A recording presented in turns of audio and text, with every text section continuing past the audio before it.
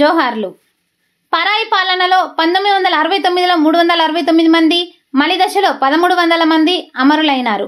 స్వరాష్ట్రంలో ఉద్యమకారుడి పాలనలో దగాపడ్డ అమరుల కుటుంబాలు, దగాపడ్డ ఉద్యమకారులు, దగాపడ్డ కళాకారులు, దగాపడ్డ ఆర్టీసీ కార్మికులు, దగాపడ్డ ఇంటర్ విద్యార్థులు, ధరణి వల్ల దగాపడ్డ వ్యవసాయ కుటుంబాలు, దగాపడ్డ జర్నలిస్టులు, దగాపడ్డ నిరుద్యోగులు, ఉద్యమకారులకు ఒక్కసారి మంత్రి పదవి, ఉద్యమ ద్రోహులకు 2 సార్లు మంత్రి పదవులు, బ్రోకర్లకు, జోకర్లకు, ఉద్యమానికి సంబంధం లేని వాళ్లకు చైర్మన్ పదవులు, ఉద్యమకారులకు తెడ్డు, దగాపడ్డ ఉద్యమ ఉపాధ్యాయ సంఘాలు, దగాపడ్డ గ్రామ పంచాయతీలో బిల్లు రాక సర్పంచులు.